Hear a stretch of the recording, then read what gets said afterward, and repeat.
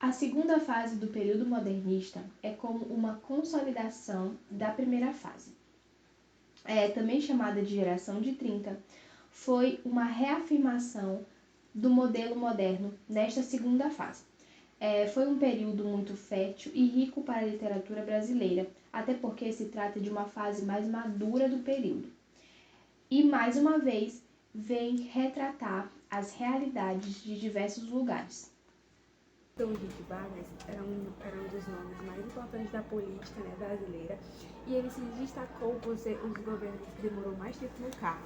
Ele nasceu em 19 de abril de 1882, Ele era filho de Manuel e Cândida. E quando ele tinha seus 16 anos, ele quis ingressar na carreira militar, porém, quando ele tinha 18 anos, ele foi expulso do exército. 1930 a 1937. Eles deram o nome de gestação da ditadura de Vargas. Vargas, o governo de Vargas chegou ao fim em 1945 porque ele foi forçado a reivindicar o seu cargo, porque ele recebeu muita pressão naquela época dos militares. E ele foi forçado, muito forçado mesmo. E com isso, com a saída de Vargas do poder,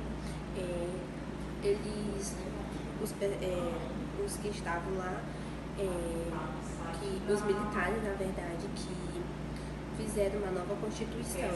Eles criaram uma nova Constituição e nisso deram início a um novo governo, a um novo chamada, um novo marco na história, que foi a quarta. O governo de Vargas, ele teve 3 períodos, por isso que ocorreu a Quarta República, porque houve 3 períodos, entendeu? No período de Vargas.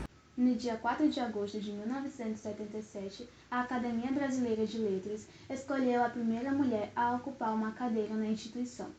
A escolhida foi Raquel de Queiroz, uma importante escritora que estreou aos 19 anos na literatura e ficou conhecida por explorar algumas questões sociais, de liberdade feminina e também por ter uns posicionamentos políticos contraditórios ao longo de sua vida. Raquel de Queiroz nasceu em 17 de novembro de 1910 em Fortaleza e seu nome foi um dos mais importantes na segunda geração modernista, no caso, a prosa. Publicou o seu primeiro livro, O 15, quando ela tinha 20 anos, em 1930. O livro retrata a dura realidade do interior nordestino, que no caso é a seca, e o seu trabalho foi marcado pelo regionalismo.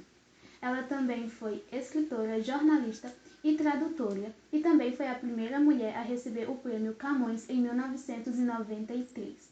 E veio a falecer no Rio de Janeiro aos 92 anos em 2003.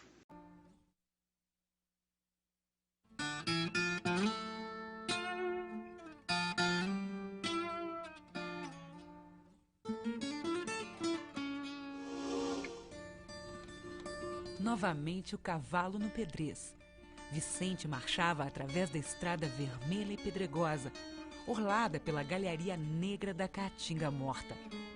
Os cascos do animal pareciam tirar fogo nos seixos do caminho. Lagartixas davam carreirinhas intermitentes por cima das folhas secas do chão que estalavam como papel queimado. O céu transparente que doía, vibrava, tremendo feito uma gaze repuxada. Vicente sentia por toda parte uma impressão ressequida de calor e aspereza.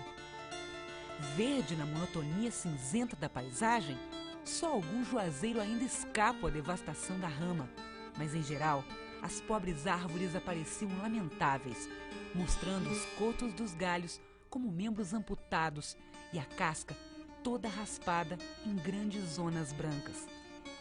E o chão, que em outro tempo a sombra cobria, era uma confusão desolada de galhos secos, cuja agressividade ainda mais se acentuava pelos espinhos.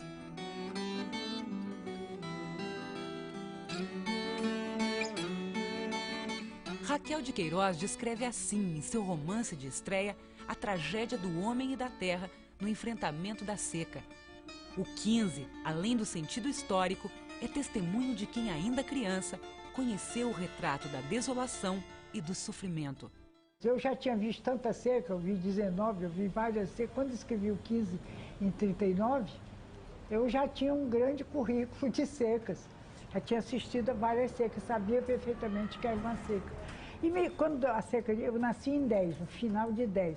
A seca de 15 eu ainda tinha lembrança de infância do pessoal pedindo esmola, dos campos, do tal campo de concentração.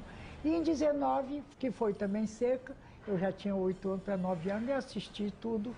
E creio que os meus testemunhos de seca são mais da seca de 19.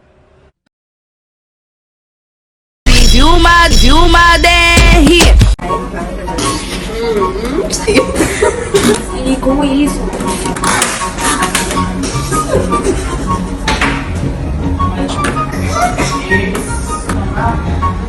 Eu também tô achando que é. sai! Data da. Olha só o pedido.